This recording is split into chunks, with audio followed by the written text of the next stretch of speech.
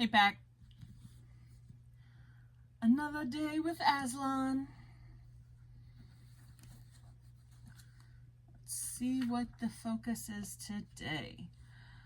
Something I unfortunately can't relate to. It says sibling tensions. I am an only child. But I do have some really close like cousins and stuff, so maybe I can relate a little bit. But this is for May 6th, and let's just dig in.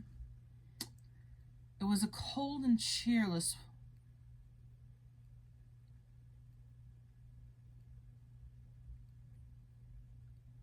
I kept reading the word wrong. It was a cold and cheerless waking for them all next morning, with gray twilight in the wood, for the sun had yet risen, and everything damp and dirty.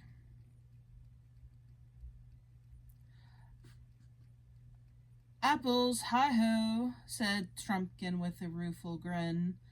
I must say, you ancient kings and queens don't overfeed your courtiers.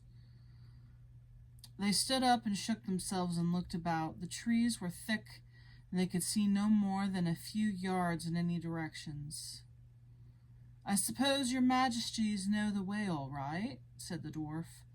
I don't, said Susan. I've never seen these woods in my life before. In fact, I thought all along that we ought to have gone by the river. Then I think you might have said so at the time, said Peter, with pardonable sharpness. Oh, don't take any notice of her, said Edmund. She always is a wet blanket. You've got that pocket compass of yours, Peter, haven't you? Well then, we're right as rain. We've only got to keep on going northwest, cross the little river, what do you call it, the Rush. I know, said Peter. The one that joins the big river at the fords of Baruna, or Baruna's Bridge, as the DLF calls it.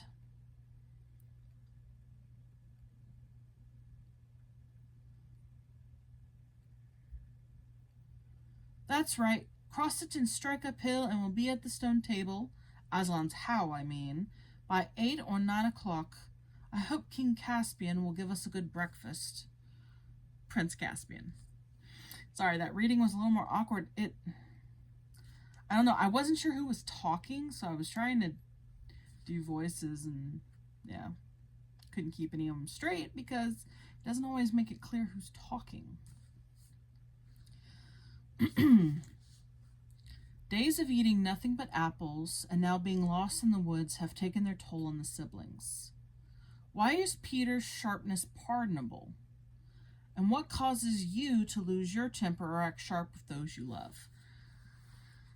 Okay, I'm going to answer these out of order.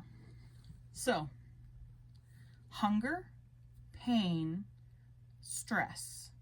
These are three main things that make people angry. They put a strain on us, and so if you get someone who's hungry, has chronic pain, and is very stressful environment, that's like this trifecta of more than likely they're going to have an attitude problem. And that's why, going back to the first question, I think that's why it's pardonable, because they're all under a lot of it. So them being snappy to each other should be forgivable. And they should be understanding to each other that they're in a very bad situation. And, you know, it's human. But they do need to kind of come to themselves a little bit and realize, okay, I need to take it down a notch. I'm upset.